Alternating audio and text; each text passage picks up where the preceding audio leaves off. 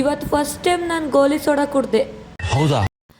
ಎಲ್ಲರಿಗೂ ನಮಸ್ಕಾರ. ನಾನು ನಿಮ್ಮ ಹರ್ಷಿತಾ ಬಿಕೆ. ನಾನು ರೆಡಿ ಆಗೋಷ್ಟೊತ್ತಿಗೆ ನಮ್ಮಣ್ಣ KR ನಗರದಿಂದ ಕಬ್ಬಿನಲ್ಲಿ ತಂದಿದ್ದ. ಅದನ್ನ ನಾನು ನಮ್ಮ ಪಾಪು ಕುಡಿಸ್ತಿದ್ರೆ ಹೇಗೆ ಕುಡಿತಿದ್ದಾಳೆ ನೋಡಿ.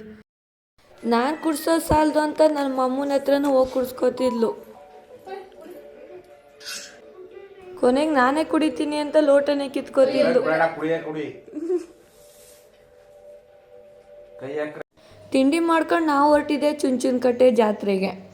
ಒಂದು ಬೈಕಲ್ಲಿ ನಾನು ಮತ್ತು ನಮ್ಮಣ್ಣ, ಇನ್ನೊಂದು ಬೈಕಲ್ಲಿ ನಮ್ಮ ಅಕ್ಕ ಮತ್ತು ನಮ್ಮ ಭಾವ. ಗಾಡಿ ನಿಲ್ಸೋಕ್ಕೆ ಜಾಗನೇ ಇರಲಿಲ್ಲ, ಅಷ್ಟು ರಶ್ ಇದ್ದರು. ನಮ್ಮ ಪಾಪುಗೆ ಜಾತ್ರೆಯಲ್ಲಿ ಏನು ಬೇಕು ಅಂದರೆ ಏನು ಕೇಳ್ತಾಳೆ ನೋಡಿ. ಹಾಗೆ ಜಾತ್ರೆ ಒಳಗಡೆ ಹೋದಾದ್ಮೇಲೆ ನಮ್ಮದು ಒಂದು ವಿಡಿಯೋ ಇರಲಿ ಅಂತ ವಿಡಿಯೋ ರೆಕಾರ್ಡ್ ಮಾಡಿಕೊಂಡೆ. ಹಾಗೆ ಜವಣ ಬಾಳಿನ ತಗೊಂಡು ತೇರ ಹತ್ರ ಹೋದ್ವಿ.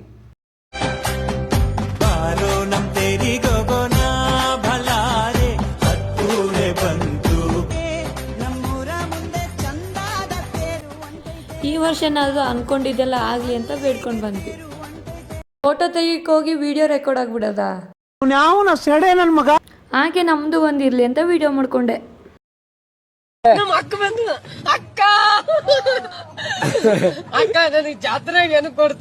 ಜಾತ್ರೆಯಲ್ಲಿ ನನ್ಗೇನ್ ಅರ್ಥ ಕೊಡ್ತಾಳೆ ಅಂದ್ರೆ ಅವಳೆ ಊತವಳೆ. ನಮ್ಮ ಪಾಪು ಸಿಮ್ ಇಲ್ದೇ ಇರೋ ಫೋನಲ್ಲಿ ಕಾಲ್ ಮಾಡ್ತಾವಳೆ. ನಮ್ಮಕ್ಕ ಟ್ಯಾಟು ಹಾಕ್ಸ್ಕೊತೀನಿ ಅಂತ ಬಂದವಳು. ಅವ್ರು ಹಾಕ್ತಿದ್ದಿದ್ ನೋಡಿ ವಾಪಸ್ಸೇ ಹೊಂಟೋದ್ಲು.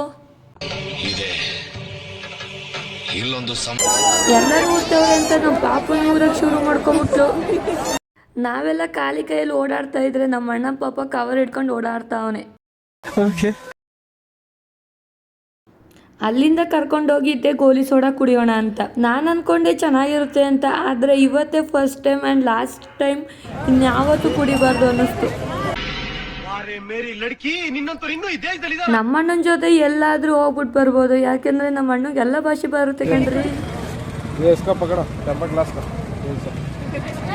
ನಮ್ಮಣ್ಣ ಜಾತ್ರೆಯಲ್ಲಿ ಏನು ತಗೊಂಡಿದ್ದಾನೆ ನೋಡಿ, ಅದನ್ನ ನನ್ನ ಕೈಲೇ ಕೊಟ್ಟವನು ಇಟ್ಕೋ ಅಂತ. ಹಾಗೆ ಐಸ್ ಕ್ರೀಮ್ ತಿನ್ಕೊಂಡು ಊರಿಗೆ ಬಂದ್ವಿ. ನಾನು ಡೈರಿಯಿಂದ ಬರೋದು 9 ಗಂಟೆ ಆಗಿತ್ತು. ಅಷ್ಟೊತ್ತಿಗೆ ನಮ್ಮ ಪಾಪು ಎಲ್ಲ ಮಲಗಿದ್ರು. ಹಾಗೆ ಊಟ ಮಾಡ್ಕೊಂಡು TV ನೋಡ್ಕೊಂಡು ಮಲ್ಕೊಂಡೆ ಅಷ್ಟೇ.